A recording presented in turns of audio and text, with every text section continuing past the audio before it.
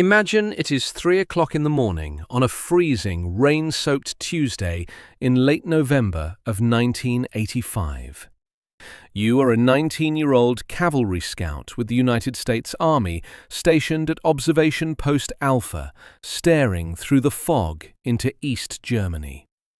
The temperature is hovering just above 32 degrees Fahrenheit, that miserable point where rain turns to sleet and coats everything in a layer of miserable ice.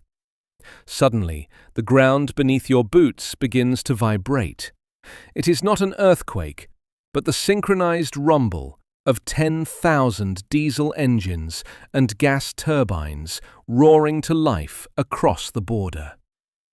The radar screens light up with so many contacts that the operators think the system is malfunctioning. It is not a malfunction.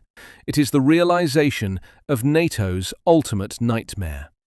The Soviet Union has decided to roll west, and you are standing directly in the crosshairs of the greatest concentration of armored firepower ever assembled in human history.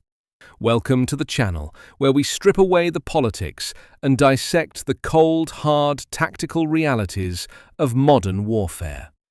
If you want to understand how empires fight, how logistics win wars, and how military history shapes our world, hit that subscribe button, leave a like, and tell me in the comments down below what historical scenario you want us to tear apart next. To understand the sheer scale of the bloodbath that would have unfolded in the Fulda Gap, we have to look at the map not as politicians, but as armored commanders. Geography is the undefeated champion of warfare, and the geography of divided Germany dictated a very specific, highly lethal geometry. After the dust settled on World War II, the Yalta and Potsdam conferences sliced Germany in half, dropping the Iron Curtain right through the heart of Europe. The United States and its NATO allies were tasked with defending West Germany, a country that lacked any natural defensive depth. For the Soviet Union, the strategic objective was brutally simple. They needed to drive a wedge into NATO, shatter the United States Fifth Corps, and reach the Rhine River before American reinforcements could cross the Atlantic. If the Soviets could cross the Rhine, they would capture the industrial heartland of Europe, decapitate NATO's logistical hubs, and force a political surrender before the conflict escalated to a global thermonuclear exchange. But why Fulda? Why this specific patch of rolling hills and dense forests in the German state of Hesse? You have to look at the topography.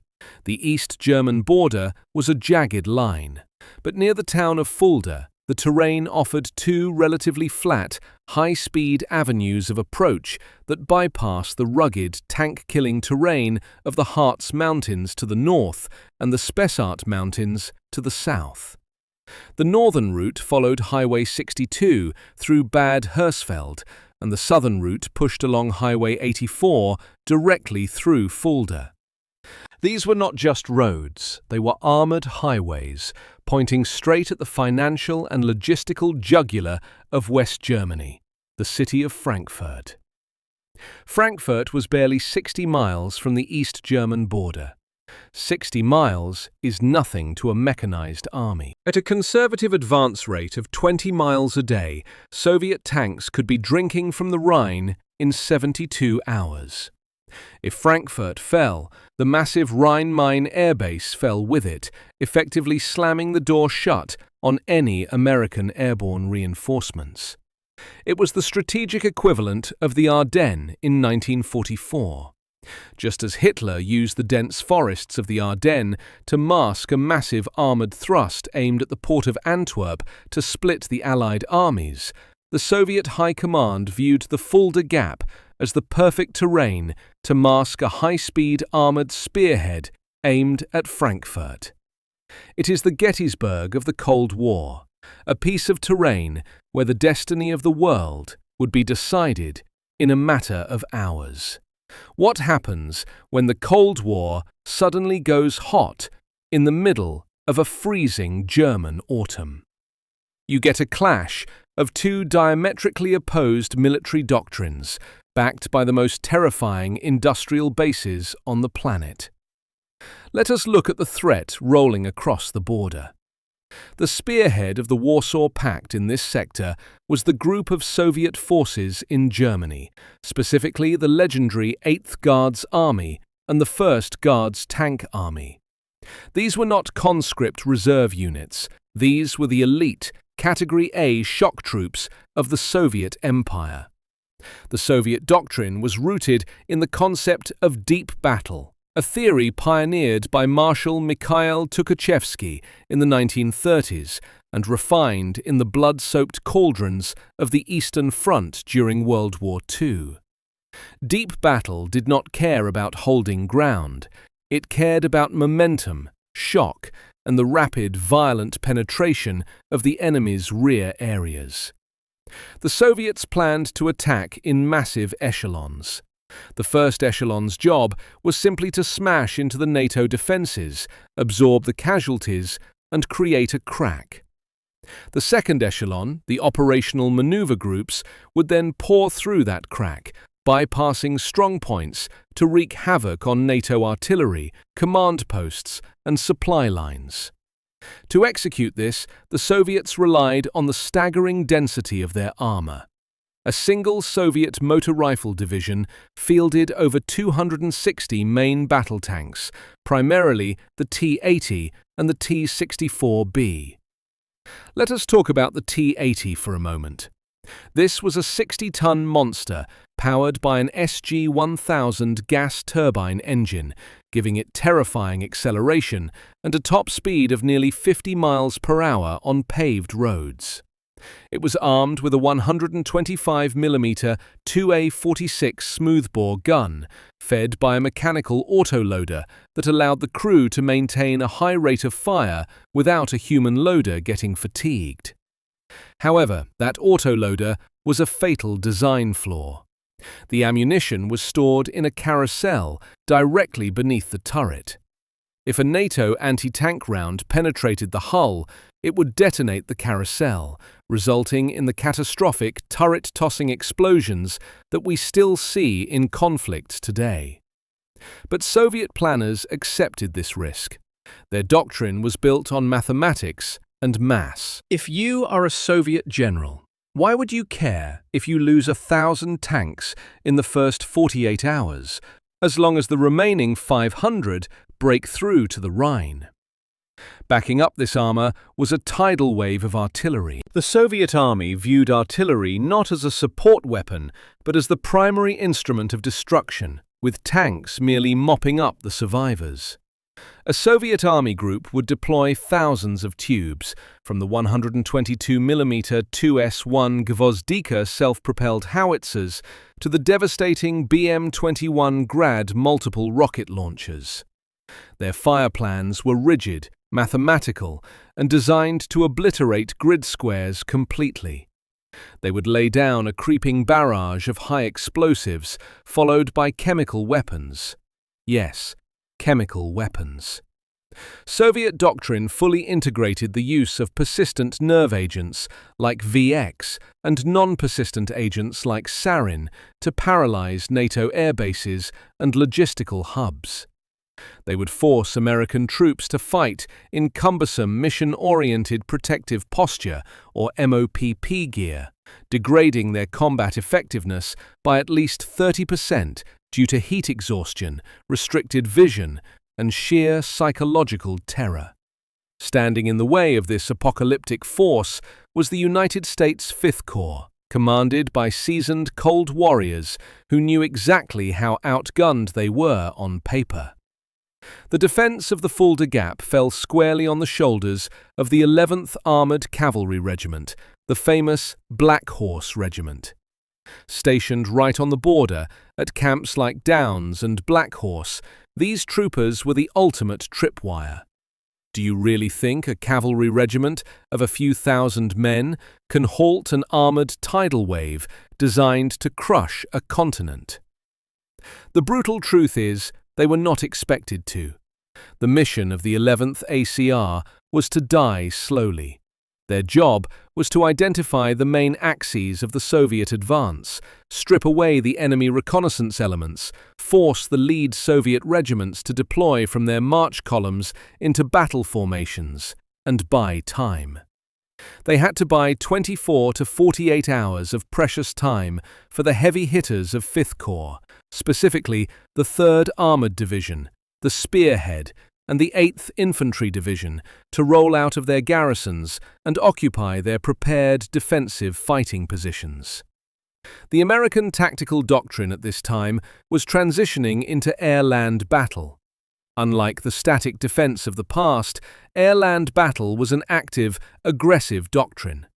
It relied on the qualitative superiority of American technology and the initiative of junior officers to fight outnumbered and win. The centerpiece of this defense was the M1 Abrams main battle tank. In 1985, the U.S. Army was fielding the early variants of the Abrams, armed with the M68A1 105mm rifled gun. While it lacked the sheer punch of the later 120mm guns, it was paired with a revolutionary fire control system and a laser rangefinder that allowed the Abrams to shoot on the move with deadly accuracy. But the real game-changer, the technological ace in the hole, was the thermal imaging sight. The German autumn is notoriously miserable. The valleys of the Fulda Gap are constantly choked with thick fog, freezing rain, and low visibility. Soviet tanks relied primarily on active infrared spotlights, which were essentially giant flashlights that announced their position to anyone with night vision. The American thermal sights read heat signatures. Through the fog, through the smoke of burning towns, an Abrams gunner could see the hot exhaust of a T-80 gas turbine engine from 2 miles away. It was a turkey shoot in the dark, provided the American tanks did not run out of ammunition. Working alongside the Abrams was the M2 Bradley infantry fighting vehicle, armed with a 25mm Bushmaster chain gun and, more importantly, the TOW anti-tank missile system. The TOW was wire-guided, meaning the gunner had to keep his crosshairs on the target until the missile impacted. It was highly effective, but it required the Bradley to remain stationary and exposed for up to 20 seconds, an eternity on a battlefield saturated with Soviet artillery. To survive, NATO forces planned to use the terrain to their absolute advantage. They prepared reverse-slope defenses, hiding their tanks behind the crests of hills, so they could only be engaged at point-blank range as the Soviets crested the ridge. This tactic echoes the brilliant defensive stands seen at the Battle of Kursk in 1943, where layered, deeply entrenched anti-tank networks were used to bleed dry a massive armored offensive.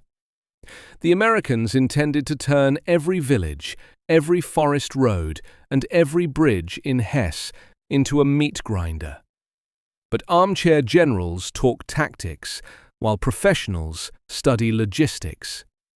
The entire NATO defense plan hinged on a logistical miracle known as REFORGER, the return of forces to Germany. The United States kept massive stockpiles of tanks, artillery, and ammunition in climate-controlled warehouses across West Germany, known as POMCUS sites. The idea was that in the event of a crisis, the troops would fly over from the continental United States on commercial airliners, draw their equipment from the POMCUS sites, and rush to the front. But this assumed NATO would have political warning. It assumed the Soviet Union would take weeks to mobilize. What if the Soviets attacked off the march, disguised as a routine training exercise? What happens when your primary supply line, the German Autobahn network, is suddenly clogged with millions of terrified civilian refugees fleeing westward in their Volkswagen Golfs and Mercedes sedans? The American logistical tale was incredibly heavy. An M1 Abrams consumes roughly 3 gallons of jet fuel per mile. It is a logistical black hole. Supplying a single armored division in heavy combat requires thousands of tons of fuel, ammunition, and spare parts moving up the highways every single day. If Soviet Spetsnaz teams successfully infiltrated the rear areas to blow up bridges and ambush fuel convoys, the mighty Abrams would be reduced to a 60-ton static pillbox in a matter of hours. The Soviets had their own logistical nightmares.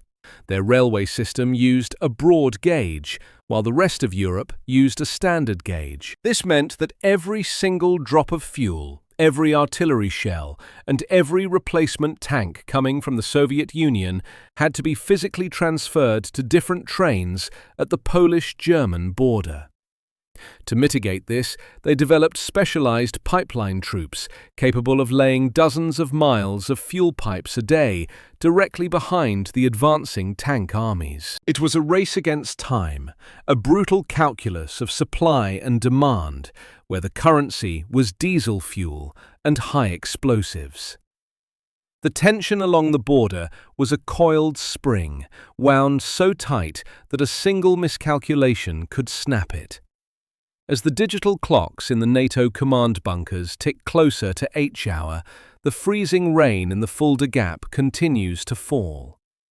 Deep in the Taunus Mountains, hidden Soviet Spetsnaz teams emerge from the tree line, armed with silenced weapons and wire cutters, moving silently toward American communication nodes.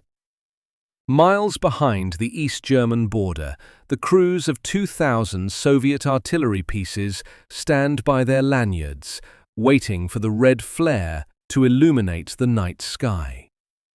The greatest armored clash in the history of the world is no longer a tabletop exercise. It is seconds away from becoming a terrifying reality. At precisely 400 hours, a single red flare arcs into the freezing rain above the East German border. It does not start with a single shot, but with a synchronized, ear-shattering roar that physically shakes the earth for 50 miles in every direction. The pre-planned Soviet artillery barrage, the infamous fire strike, is unleashed. Imagine the sky turning a violent, strobing orange as 2,000 artillery barrels and rocket launchers detonate simultaneously. The Soviet doctrine dictates that the initial bombardment must be so overwhelmingly violent that it completely paralyzes the enemy's nervous system. We are talking about the 152mm 2S3 Akatsiya self-propelled howitzers and the terrifying BM-21 Grad multiple rocket launchers. A single Grad truck can ripple-fire 40 122mm rockets in exactly 20 seconds. Now, multiply that by 100 trucks. In the span of a single minute, 4,000 high-explosive fragmentation warheads scream across the border, slamming into pre-registered NATO coordinates. The target is Observation Post Alpha, the communication nodes of the 11th Armored Cavalry Regiment, and every known crossroads in the Fulda Gap. The concussive force of this barrage is enough to liquefy the internal organs of anyone caught outside a reinforced bunker. The trees of the Thuringian forest are instantly turned into millions of lethal wooden splinters flying at supersonic speeds. How does a 19-year-old American cavalry scout survive this apocalyptic steel rain? The brutal answer is that many of them do not. The troopers of the 11th Armored Cavalry Regiment at OP Alpha and Camp Black Horse are the sacrificial tripwire, and they know it. As the barrage lifts, the ground begins to vibrate again, this time with the mechanical growl of the Soviet first echelon. The motorized rifle divisions are crossing the border, not in neat lines, but in a relentless armored swarm. The Soviet BMP-2 infantry fighting vehicles lead the charge. The BMP-2 is a low-profile amphibious killer armed with a 30mm 2A42 autocannon and a roof-mounted AT-5 Spandrel anti-tank missile. It is fast, it is lethal, and there are thousands of them. Against this tide, the American cavalry screens deploy their M3 Bradley cavalry fighting vehicles. The Bradley is taller and has a higher center of gravity, making it a bigger target, but it packs a devastating punch.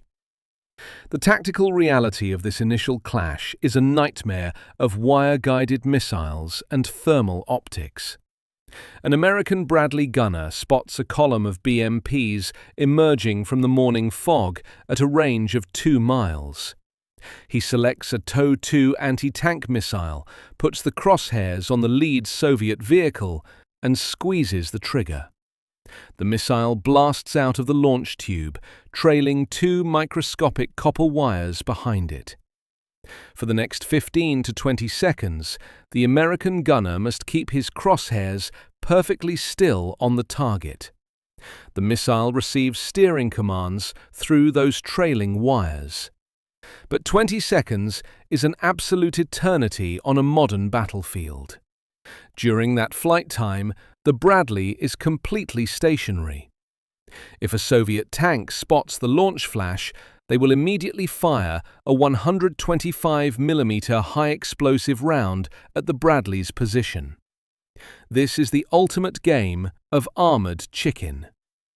The TOW missile strikes the BMP-2, its shaped charge warhead burning a jet of superheated molten copper straight through the thin Soviet armor, detonating the ammunition inside and blowing the turret 50 feet into the air. But there is no time to celebrate. The gunner must immediately drop the launch tube, reverse his Bradley behind the ridge, and displace to a new firing position before the retaliatory artillery strike obliterates his grid square. This initial delaying action is eerily reminiscent of the desperate American defense at the Elsenborn Ridge during the Battle of the Bulge in 1944. Just as the outgunned American infantry and artillerymen held the northern shoulder of the Ardennes against the elite panzer divisions, stripping away German momentum and forcing them into congested bottlenecks, the 11th ACR is doing the exact same thing in the valleys of Hesse. They are trading space for blood, and blood for time. The Soviet commanders are under strict, rigid orders. In the Soviet military machine, initiative is heavily discouraged. A battalion commander is given a phase line on a map and a specific time he must cross it.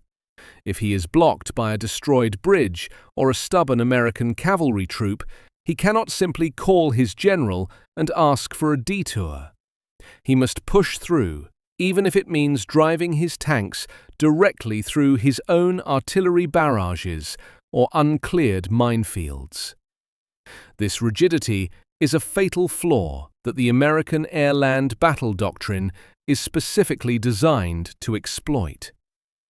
By 0600 hours, the sun is trying to pierce the thick, oily black smoke rising from hundreds of burning vehicles. But the airspace above the Fulda Gap is about to become the most dangerous place on planet Earth. The United States Air Force unleashes the A-10 Thunderbolt II, affectionately known as the Warthog. The A-10 is not a sleek supersonic fighter. It is a flying titanium bathtub, built around a single terrifying weapon, the GAU-8 Avenger 30mm rotary cannon. As the Soviet armored columns jam up on Highway 84, trying to navigate around the destroyed hulks of their own lead elements, the Warthogs drop below the cloud cover. The sound of the A-10 firing is a distinctive demonic roar, a sound that arrives after the rounds have already hit due to their supersonic speed. The cannon fires depleted uranium armor-piercing incendiary rounds. Depleted uranium is incredibly dense and pyrophoric, meaning it spontaneously ignites when it shears through the steel roof of a T-72 or T-80 tank. The A-10s hunt in pairs, raking the Soviet columns and turning entire motorized rifle companies into burning scrap metal in a matter of seconds. But the Soviets are not fighting naked. The Warsaw Pact advances under the most dense, overlapping air defense umbrella ever conceived.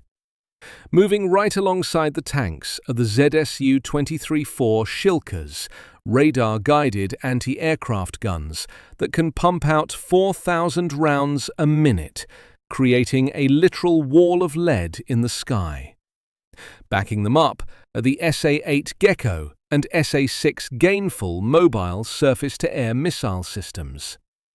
The airspace is so saturated with radar waves and missile locks that the radar warning receivers in the American cockpits are screaming constantly. The life expectancy of a NATO pilot operating over the Fulda Gap in these opening hours is calculated in minutes. Warthogs are swatted from the sky, their wings shredded by 23mm fire, crashing into the very forests they are trying to defend. At the same time, American AH-64 Apache helicopters rise from the tree lines, utilizing pop-up tactics. An Apache will hover behind a hill, unmask just long enough to acquire a target with its mast-mounted sight, ripple fire up to 16 Hellfire laser-guided missiles, and drop back into cover before the Soviet radar can lock on. It is a high-tech, three-dimensional knife fight in a phone booth. By hour 12, the 11th Armored Cavalry Regiment is combat ineffective. They have taken horrendous casualties, their ammunition is depleted, and their surviving vehicles are limping westward. But they have done their job. They have forced the Soviet 8th Guards Army to deploy early. They have identified the main thrusts, and they have bought the critical time needed. Now, the heavy hitters of the United States 5th Corps step into the ring. The 3rd Armored Division, the legendary Spearhead, has moved out of its garrisons in Frankfurt and occupied its prepared defensive fighting positions along the Kinzig River Valley and the critical choke points around the town of Schlitz. This is where the unstoppable force meets the immovable object. The American defense is anchored by the M1 Abrams main battle tank. The Abrams is a revolutionary leap in armored warfare, protected by Chobham-style composite armor. This armor is a highly classified matrix of steel, ceramics, and other materials designed specifically to shatter and absorb the impact of Soviet-shaped charges and kinetic energy penetrators. As the lead elements of the Soviet 1st Guards tank army crest the hills east of Schlitz, they are met with a wall of invisible death. The weather is still miserable, the rain turning the German soil into a thick sucking mud that forces the Soviet tanks to stick to the paved roads, perfectly silhouetting them against the terrain. The American Abrams crews, sitting comfortably in their thermal-equipped turrets, do not need to see the enemy with their naked eyes. Through their thermal sights, the Soviet T-80s glow bright white against the cold, dark background. The engagement ranges are astonishing.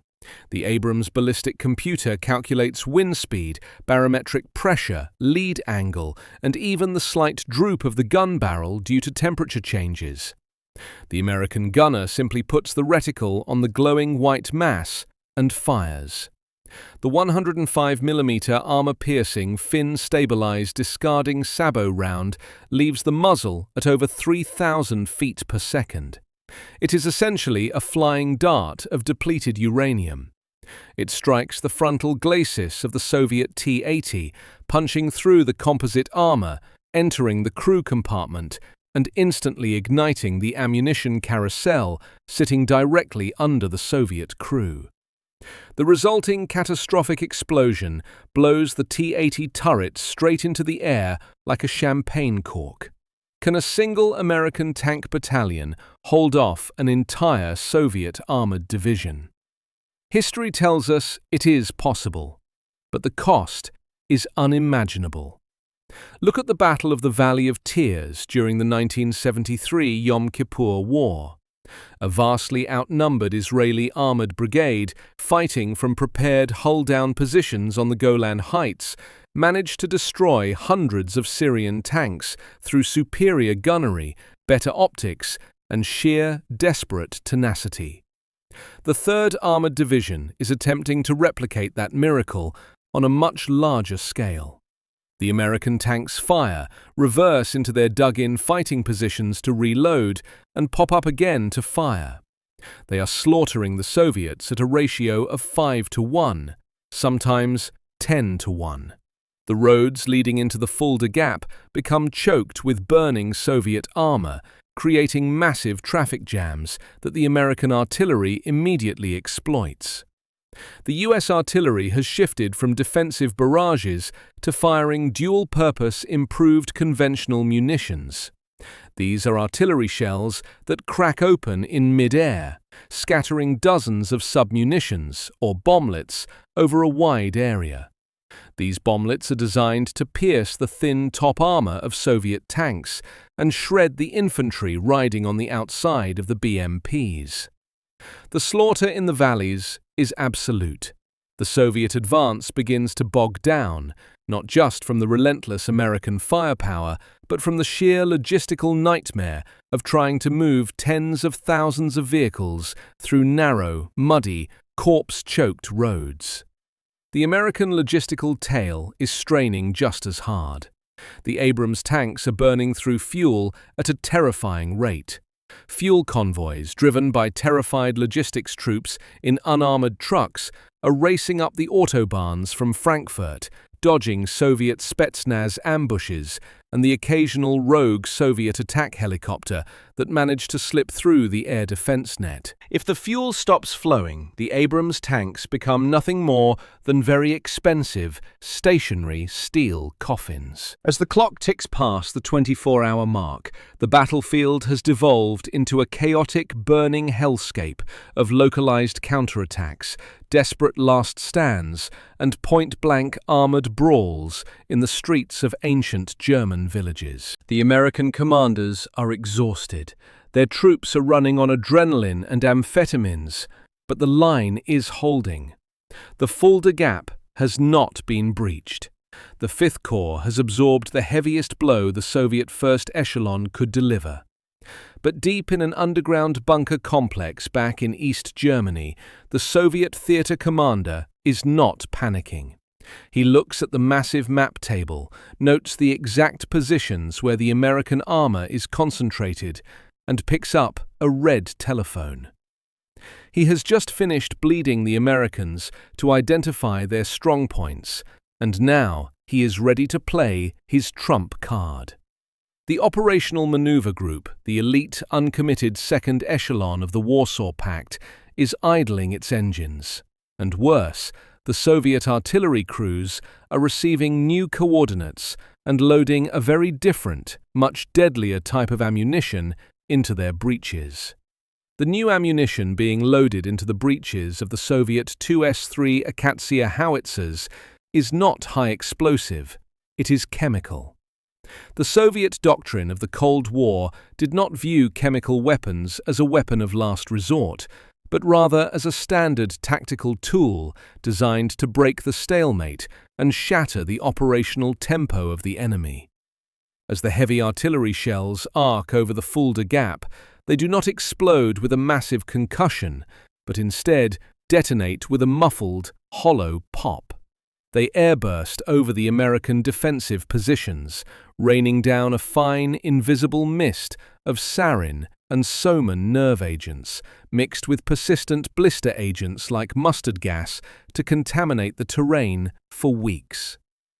The chemical alarms in the American trenches and command posts begin to shriek their terrifying, high-pitched wail. The cry of gas, gas, gas, echoes across the radio nets. Every single American soldier, from the frontline infantryman to the logistics truck driver, is forced to immediately don their mission-oriented protective posture, or MOP Level 4 gear. This is a heavy, charcoal-lined overgarment, rubber boots, thick rubber gloves, and a restrictive M17 protective mask. Fighting in MOPP-4 is a living nightmare. The physical toll on the human body is immediate and severe. The charcoal suits trap all body heat, and even in the freezing German autumn, soldiers begin to sweat profusely, leading to rapid dehydration and heat exhaustion. Vision is restricted to the two small, fogged-up lenses of the gas mask, destroying peripheral vision and making it incredibly difficult to operate the complex fire control systems of an Abrams tank or a Bradley fighting vehicle. Communication breaks down because shouting through a rubber mask muffles the voice, and the thick rubber gloves make reloading a rifle or typing coordinates into an artillery computer a clumsy, agonizingly slow process. Military analysts calculate that operating in full chemical gear degrades a unit's combat effectiveness by at least 30 to 40% within the first few hours. This is exactly what the Soviet theater commander is counting on. As the American defenders struggle to breathe and fight through the chemical fog, the Soviet Operational Maneuver Group is unleashed. This is the second echelon, consisting of fresh, unblooded tank divisions that have been held in reserve specifically for this moment. They bypass the burning wreckage of the first echelon and pour into the seams of the American defense. The sheer weight of this armored mass is staggering, echoing the brutal realities of the Battle of the Chosin Reservoir during the Korean War. Just as the United States Marines at Chosin were surrounded and relentlessly assaulted by wave after wave of Chinese infantry in sub-zero temperatures, relying on superior firepower and close air support to survive the sheer mathematics of being outnumbered, the Fifth Corps is now facing an overwhelming tide of Soviet steel. The difference here is that the Chinese at Chosin were light infantry, while the Soviets in the Fulda Gap are driving 60-ton main battle tanks. The American Abrams and Bradley crews are exhausted, their eyes burning from staring into thermal sights for 24 hours straight, their autoloaders and ready racks dangerously low on ammunition. They are killing Soviet tanks at an unprecedented rate, but the enemy simply steps over their own dead and keeps coming. This brings us to the most critical, yet often ignored dimension of modern warfare, which is logistics. Amateurs talk strategy, but professionals study logistics. The entire NATO defense plan relies on the continuous, uninterrupted flow of supplies from the rear echelons to the front line. But the West German Autobahn network, the primary artery for this logistical lifeblood, has completely collapsed.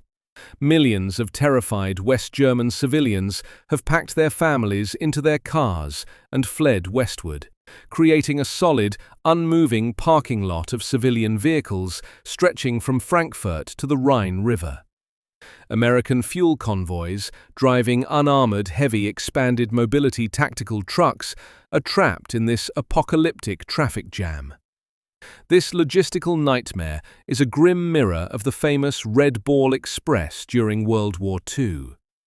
After the breakout from Normandy in 1944, General George S. Patton's Third Army advanced so rapidly across France that they literally ran out of gas, forcing the Allies to create a massive makeshift convoy system to keep the tanks rolling. But the Red Ball Express operated with total Allied air supremacy. In 1985, the American supply convoys in Germany are being actively hunted. Soviet Spetsnaz commandos, having infiltrated behind NATO lines days before the invasion, are ambushing these trapped convoys, blowing up critical bridges over the main river and assassinating NATO logistical commanders. Furthermore, Soviet Su-25 Frogfoot attack aircraft and Mi-24 Hind gunships are slipping through the battered American air defense umbrella to strafe the highways. An M1 Abrams tank requires hundreds of gallons of aviation turbine fuel just to idle its massive engine. And without those fuel trucks getting through, the most advanced tank in the world becomes a stationary pillbox. The American commanders are forced to make agonizing decisions, cannibalizing fuel from damaged vehicles just to keep a handful of tanks in the fight. The logistical tether is snapping, and the front line is beginning to buckle under the sheer unrelenting pressure of the Soviet deep battle doctrine. From a multidimensional perspective, the intelligence and political arenas are experiencing a meltdown of equal magnitude. In the White House Situation Room and the NATO command bunkers in Brussels, the fog of war is suffocating. Satellites and signals intelligence warned them of the Soviet buildup, but the sheer speed and brutality of the chemical strikes and the operational maneuver group have shattered all pre-war wargame predictions. The financial markets across the globe have frozen, and the West German economy, the industrial powerhouse of Europe, is literally burning to the ground. The political pressure on the President of the United States is unimaginable. The conventional defense of Europe is failing, and the 72-hour window is closing. The Soviet spearheads are within 20 miles of Frankfurt. If Frankfurt falls, the Rhine is breached, and NATO loses the war. This forces the ultimate terrifying question of the Cold War. Do you authorize the release of tactical nuclear weapons? The United States military has thousands of tactical nuclear weapons deployed across Europe, from the airdropped B-61 gravity bombs to the W-48 155mm nuclear artillery shells and the Lance short-range ballistic missiles. The doctrine dictates that if conventional lines fail, NATO will use a limited nuclear strike to destroy the Soviet armored concentrations and signal absolute resolve. But every politician and general knows the grim reality of escalation.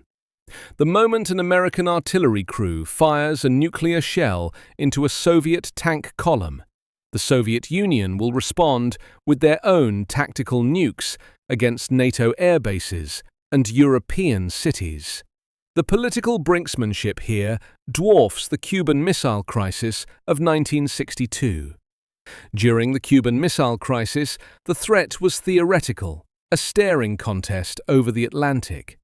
In the Fulda Gap, the staring contest is over, the blood is already flowing, and the President has less than 30 minutes to decide whether to cross the nuclear Rubicon and potentially end human civilization to save half of Germany.